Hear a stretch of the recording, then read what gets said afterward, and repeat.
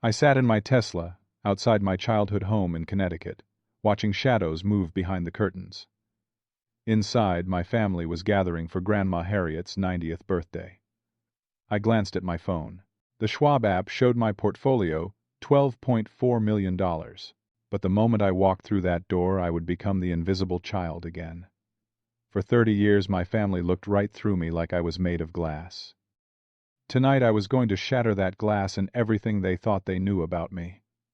Before we begin, drop a comment and let me know where you are watching from today. Hit that like button and subscribe if you have not already. What made a quiet, invisible kid finally decide to speak up after 3 decades? Let me take you back to where it all started.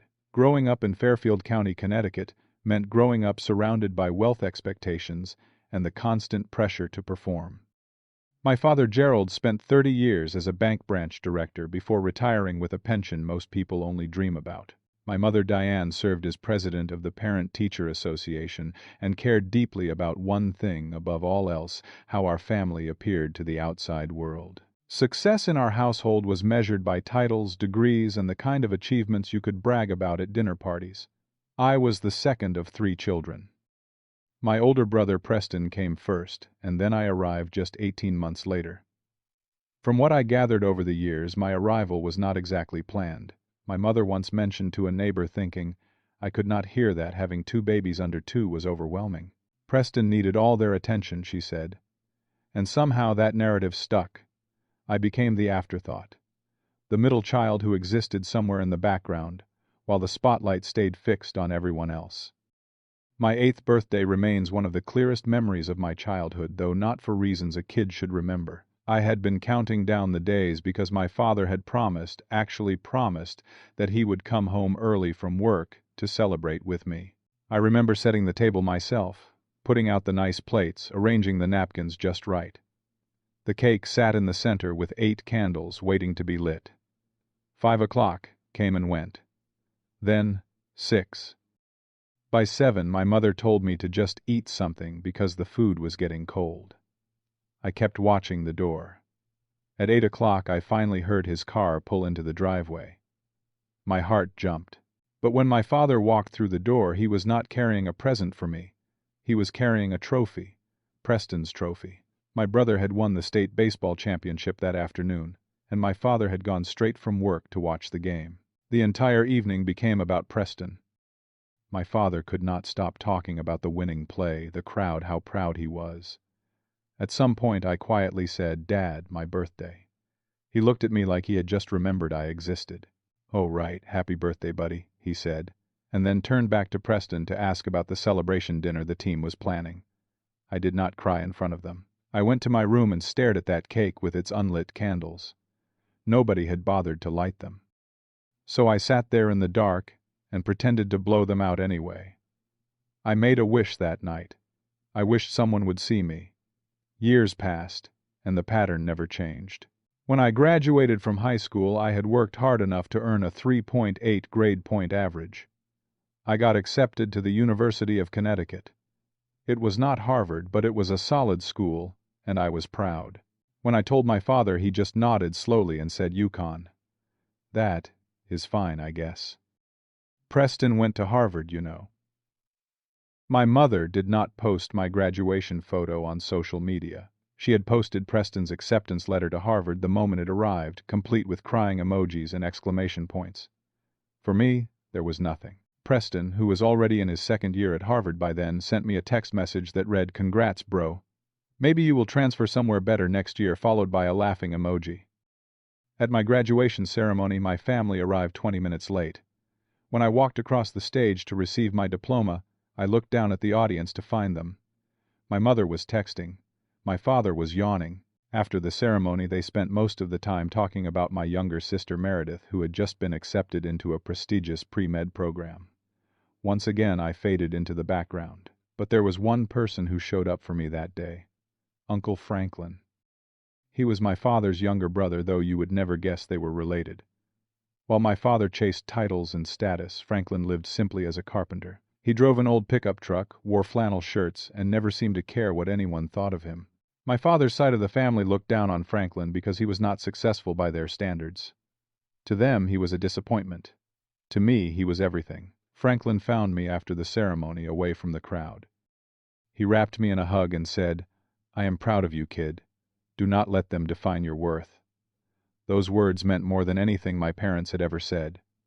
Franklin had always been different. Every summer when I was younger, he would take me fishing at a lake about an hour from our house. We would sit in his little boat for hours, barely talking, just watching the water and waiting. He taught me patience.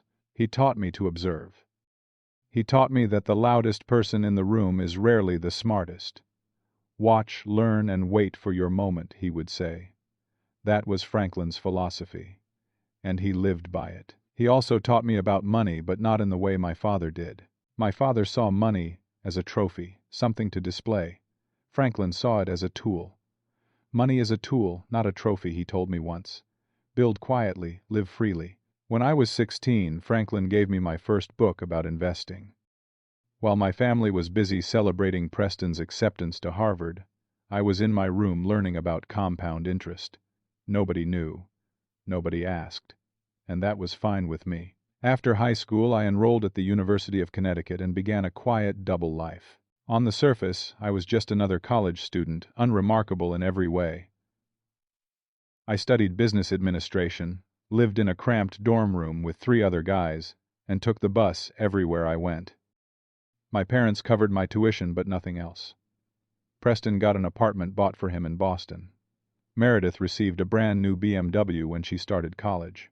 I got bus fare, and the constant reminder that I was lucky they were paying for school at all. So I worked. 3 part-time jobs during my college years. I delivered food, worked at the campus bookstore, and tutored younger students in math. Every dollar I did not absolutely need went into savings. And every spare hour I had went into studying something my family knew nothing about: the stock market. At 21 years old, I opened my first investment account with $500. It was not much, but it was mine. I invested in index funds and a few small technology stocks that I had researched extensively. I told no one. When Thanksgiving came that year and my family asked about my plans after graduation, I mentioned that I was studying finance on the side. My father actually laughed. "Finance," he said. "You need connections for that. Preston could maybe get you an internship as a mail clerk." The whole table laughed. I said nothing. 5 years before Grandma Harriet's 90th birthday, I received the phone call that changed everything. Uncle Franklin had suffered a heart attack. He was gone before the ambulance even arrived. I was 30 years old and I had lost the only person in my family who had ever truly seen me. At his funeral, I was the only one who cried. My father and mother showed up late and left early, treating it like an obligation rather than a farewell. They barely spoke to anyone, but I stayed until the very end, standing by his grave long after everyone else had gone. A week later, the lawyer contacted me. Franklin had left me everything he had, $50,000, his entire life savings. Along with the money was a handwritten letter. I still have it memorized. It read, "Axel, you are the only one who ever really listened. This money is not much, but I know you will make it grow. Remember, build quietly, live freely. I have always seen you, even when no one else did." When my family found out about the inheritance, they were furious. My father actually accused me of manipulating a dying old man. My mother insisted that the money should have gone to the family estate. Preston called me on the phone, his voice dripping with contempt, and asked what I had done to trick Uncle Frank. I did not defend myself. I did not explain. I simply took that $50,000 and invested every penny according to the strategy I had been developing for nearly a decade. I put money into dividend stocks, growth funds, and several technology companies that I believed would explode in value. Tesla when it was still considered a gamble. Nvidia, before anyone understood what artificial intelligence would become. Cloud computing companies that most people had never heard of.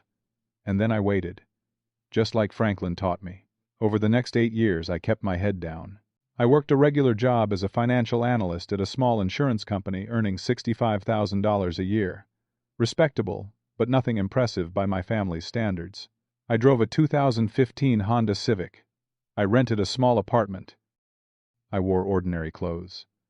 To anyone looking at my life from the outside, I was exactly what my family believed me to be. Average, unremarkable, a failure. But they never saw my brokerage account. They never knew that my passive income from dividends had started to exceed my salary. They never understood that the invisible child was building an empire in the shadows. During this time, I met Nora. She was an elementary school teacher, kind and genuine in a way that felt foreign to me after growing up in my family. We met through a mutual friend, and she fell in love with me without knowing anything about my financial situation. When I eventually told her the truth about my portfolio, she just shrugged and said, "I fell in love with the man who reads books on the fire escape, not some portfolio." That was when I knew I had found someone real. Even as my wealth grew, the family gatherings remained painful. 3 Thanksgivings ago, Preston spent the entire meal bragging about the penthouse he had just purchased in Back Bay. Meredith showed everyone photos from her latest vacation and announced her promotion to department head. When it was my turn to share, my father just looked at me and said, "And Axel is still doing whatever he does." Shuffling papers right, everyone laughed. I nodded and said nothing. When Nora and I got married 2 years ago, we kept the ceremony simple. We held it in her parents' backyard with close friends and a few family members. My parents arrived 45 minutes late. My mother spent most of the reception whispering to relatives that she was just glad I had found someone because she was worried I would end up alone. Preston did not even bother to show up. He texted that he had a deposition. Meredith left early, claiming there was an emergency at the hospital.